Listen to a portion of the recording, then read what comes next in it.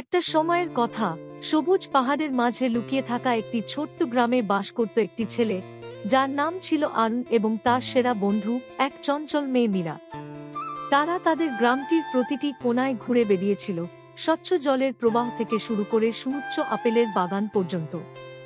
তবুও তাদের হৃদয় অপরিচিত কোনো রোমাঞ্চের জন্য ব্যাকুল ছিল।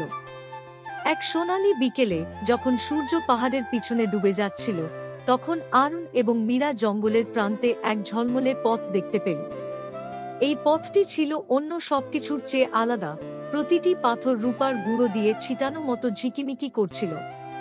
তার রহস্যময় আভায় আকৃষ্ট হয়ে তারা এগিয়ে চলল, প্রতিটি পদক্ষেপে তাদের অজানা এক জগতে নিয়ে যাচ্ছিল। তারা হাঁটতে হাঁটতে চারপাশের জগৎ পাল্টে গেল। রূপালী পাতার গাছগুলি প্রাচীন গোপন কথা ফিসফিস করছিল, এবং নদীগুলি রূপার মতো গলিত হয়ে বইছিল, আকাশকে চোখ ধাঁধানো রঙে প্রতিফলিত করছিল। বাতাস ছিল ঠান্ডা, যেন বরফের গন্ধ আর কিছু মিষ্টি, ভ্যানিলা আর মধুর মতো। আমরা কোথায় এসেছি? মীরা ফিসফিস করে বলল, তার চোখ বিস্ময়ে বড় হয়ে উঠল। আরুন একটি রূপালী কঙ্কর তুলে নীল এবং দেখল সেটি তার হাতে গলে যাচ্ছে, পিছনে একটি মৃদু ঝিলিক রেখে। আমার মনে হয় আমরা একটি জাদুকরী জগৎ খুঁজে পেয়েছি। তাদের যাত্রা তাদের একটি সুবিশাল রূপালী প্রান্তরে নিয়ে গেল, যেখানে অদ্ভুত ফুলগুলি ফুটেছিল, পাপড়িগুলি যেন রূপার সুতো দিয়ে বোনা, কাণ্ডগুলি একটি মৃদু সুরে গুনগুন করছিল। তারা চলতে চলতে ফুলগুলো গাইতে লাগল, চারপাশে এক মায়াময় সুর বাজল। কিন্তু সবকিছু এতটা শান্ত ছিল না। ছায়া থেকে একটি প্রাণী বেরিয়ে এলো, যার চোখ গলিত ধাতুর মতো এবং পশম রূপালী সুতোয় মোড়ানো। এটি ছিল রূপালী শিয়াল, এই জগতের রক্ষক। কে রূপালী জগতে প্রবেশের সাহস করেছে? শিয়ালটি বলল, তার কণ্ঠ একটি নরম ঘণ্টাধ্বনির মতো। আরুন এবং মীরা স্থির দাঁড়িয়ে রইল, কি বলবে বুঝতে পারছিল না। আমরা অনিচ্ছাকৃতভাবে এসেছি, আরুন কোনোভাবে বলল। আমরা শুধু পথটি অনুসরণ করছিলাম। রূপালী শিয়াল মাথা কাত করল, তাদের বিবেচনা করল। পথটি কেবল তাদের জন্যই দেখা দেয়, যাদের হৃদয় নির্মল। হয়তো তোমরাই সেই কিংবদন্তির নির্বাচিতরা।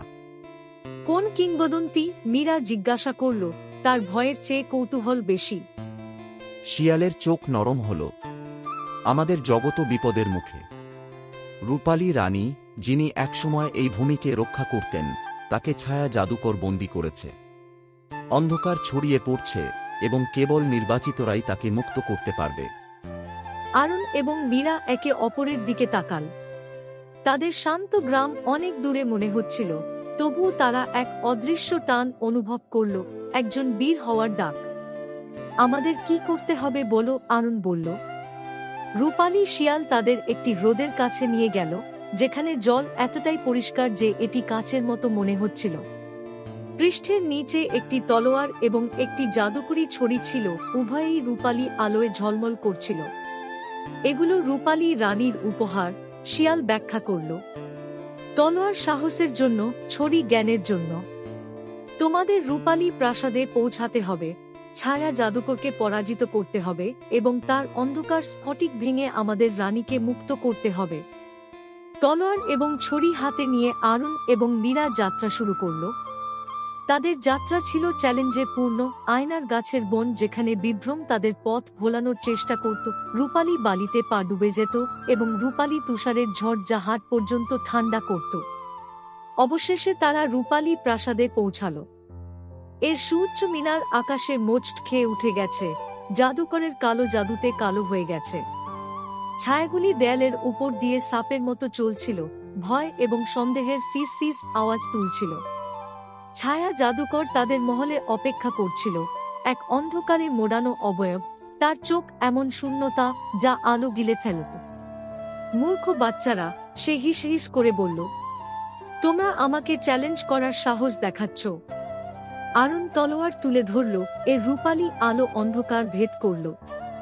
মীরা ছড়ি উপরে তুলে ধরল, এবং এর ডগা থেকে নরম রূপালী আলো ছড়িয়ে পড়ল, ছায়াগুলোকে পিছিয়ে দিল। একটি তীব্র যুদ্ধ শুরু হল। জাদুকর অন্ধকারের প্রাণী ডেকে আনল, কিন্তু তারা শক্ত হয়ে দাঁড়িয়ে থাকল। মীরার জ্ঞান আরুনের সাহসকে পথ দেখাল, এবং একসাথে তারা অন্ধকার স্ফটিকের কাছে পৌঁছালো, যা ছায়া সিংহাসনে স্থাপিত ছিল। এখন মীরা চিৎকার করল। একটি শক্তিশালী আঘাতে আরুণ স্ফটিকটি ভেঙে ফেলল। একটি রূপালী আলোয় পুরো মহল ভরে গেল এবং অন্ধকার কুয়াশার মতো উধাও হয়ে গেল। স্ফটিকের স্থানে এখন এক উজ্জ্বল অবয়ব রূপালী রানী ভাসছিলেন। তার চুল রূপার নদীর মতো বয়ে চলছিল, তার পোশাক রূপালী তারকার আলো দিয়ে বোনা। তোমরা আমার জগৎকে বাঁচিয়েছ, তিনি বললেন, তার কণ্ঠ সুরের মতো। তোমাদের সাহস এবং জ্ঞানের জন্য আমি তোমাদের একটি ইচ্ছা পূরণ করব। আরুণ এবং মীরা একে অপরের দিকে তাকাল এবং একটি কথা বলল, আমরা বাড়ি ফিরতে চাই। রূপালী রানী মাথা নাড়লেন। চোখ বন্ধ করো। তারা চোখ খুলতেই নিজেকে তাদের গ্রামের প্রান্তে খুঁজে পেল। সূর্য অস্ত যাচ্ছিল, সারা জগতকে রূপালী আলোয় মুড়ে দিচ্ছিল। তোমার কি মনে হয় এটা সত্যি ছিল? মীরা রূপালী কঙ্করটি ধরে বলল, যা তার হাতে আবার দেখা দিয়েছিল। আরুণ হাসল। আমার মনে হয় আমাদের রোমাঞ্চ এখনো শেষ হয়নি। তারা গ্রামের দিকে হাঁটতে থাকল, আর তাদের পেছনে রূপালী ফুলের একটি পথ ফুটে উঠল, রূপালী জগতের পথ চিহ্নিত করে, সব সময় অপেক্ষায়, সব সময় পরবর্তী অভিযানের জন্য প্রস্তুত।